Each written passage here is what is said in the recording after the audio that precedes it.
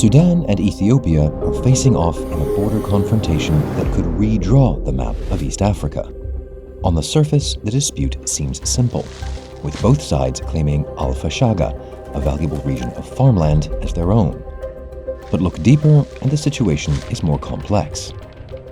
The war in Tigray, the struggle over the Nile, the Eritrea factor, Egypt, all of these things just make for a much more combustible mix. Ethiopia is already embroiled in a brutal civil war. A new international conflict would prove devastating, not just for Ethiopia, but the entire region.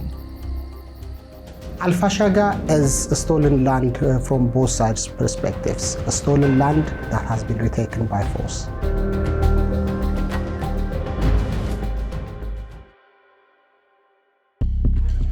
As with many borders in Africa, the problems began with the British. While Ethiopia remained independent for most of the colonial era, Sudan was colonized by Britain. Eager to demarcate its new territory, Britain drew the border between Ethiopia and Sudan in 1902, and one area was a bone of contention from the beginning: al-Fashaga.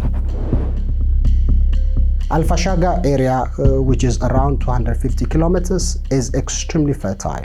And Ethiopia farmers used to grow sesame seeds, one of the main export items for Addis Ababa. Even though the region was inhabited by both Ethiopian and Sudanese farmers, the British claimed the area as part of Sudan, a decision that many Ethiopians never accepted. The way the Ethio-Sudan border has been demarcated is problematic from the get-go. It cuts across same communities that shares same values, culture, custom, language, tradition, and sometimes even religion. Over the decades, tensions on the border have regularly erupted into violence. But in 2008, a landmark treaty was agreed. Al-Fashaga was recognized by both sides as Sudanese, but in return, Ethiopian farmers would be able to live and work freely in the region. Both sides were pacified for a while. But peace didn't hold for long. In 2018, Ethiopia appointed a new prime minister from the central region of the country, Abiy Ahmed. He was seen as a reformist, someone who was liberalizing the country's politics and its economy. It brought us immense hope and optimism both to the country and the region at large. I mean, we talked at the time about Abiy Mania. He was that popular, and in 2019 he won a Nobel Peace Prize for his part in seemingly settling a border disagreement which had lasted for 2 decades between Ethiopia and Eritrea. You represent a new generation of African leaders. Despite his popularity abroad, Abiy's rise was resented by some at home, especially Ethiopia's former ruling party, the Tigray People's Liberation Front, and their supporters based in the north of the country. Keen to cement his leadership, Abiy wasted no time in criticizing his predecessors. 27 ዓመት ብዙ ቆሻሻ ነገር የተሰራበት ዘመን ነው. It seemed to many Tigrayans that they were being scapegoated for some of the troubles of the previous 3 decades, authoritarianism, corruption. So whilst much the country welcomed the new prime minister, in Tigray there was apprehension and concern which built up over the subsequent years. The situation came to a head in 2020. Abiy's government delayed a general election, citing the pandemic as the cause. Officials in Tigray, already mistrustful of the government, were furious and decided to go ahead with their election anyway. It was a direct challenge to Abiy's leadership. Well, both sides started engaging in kind of mutual delegitimization, accusing the other of being in power illegally. In November 2020, Tigrayan forces attacked federal military bases. Abiy launched an all-out assault on the region.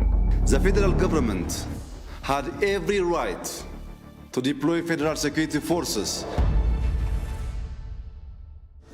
In an attempt to hamper rebel supply lines into Tigray, Abiy asked Sudan to seal the border between Ethiopia and the contested region of al-Fashaga. Sudan sensed an opportunity to claim al-Fashaga once and for all. crisis. Ethiopia at this point was distracted, it was plunging into a civil conflict, and it was weak. So the Sudanese army went further than simply securing the border. They evicted Ethiopian farmers in the area, they heavily militarized the area. The farmers evicted by Sudan were Amharas, an ethnic group whose support was vital to Abiy in his fight against Tigray. Now, under a huge amount of pressure, Abiy's response was resolute. ከህግ አግባብ ውጪ የኢትዮጵያን አንድ ስንዝር መሬት ወስዶ መቀመጥ አይችልም። Ethiopia, for the first time in some time, claimed that this was in fact Ethiopian territory, that this was an invasion. In this kind of period of calm has essentially been torn up now. I mean, we're back to a point where both sides lay claim to the territory. You have multiple different armed forces, including ethnic militia in the area, which makes for an incredibly volatile mix. After months of skirmishes, Sudan and Ethiopia are now at a standoff.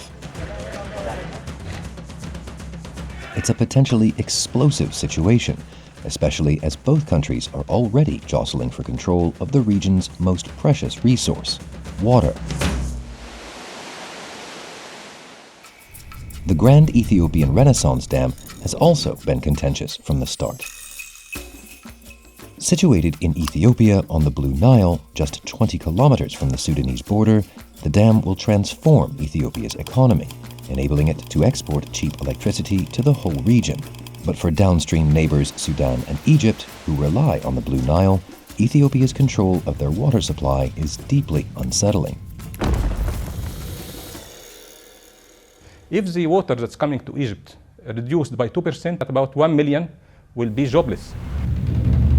Egypt, for whom the Nile is everything, the waters of the Nile are its lifeblood, and anything that potentially hinders it is seen as a potential death knell for the country. With concerns over the dam growing, Sudan is increasingly siding with Egypt. In 2021, the countries joined in a military operation called Guardians of the Nile. I think it's quite clear that the Sudanese have started to see the problems of the dam through an Egyptian lens to an extent, and they certainly started to express their concerns regarding the safety of their own dam downstream. So far, efforts to bring Sudan and Ethiopia to the table have been unsuccessful. But some hope that the African Union, a pan-African organization created to promote peace, could play a role in encouraging both sides to step back from the brink. We need to see a more meaningful, structured mediation process that comes from the African Union. I think that will also pave the way for similar contested borders to be resolved in an amicable, sustainable way. So the international community needs to support the African Union, but I think the initiative, the mediation process, the ownership should come from the region itself. Thanks for watching. If you'd like to read more of the Economist East Africa coverage, click the link and don't forget to subscribe.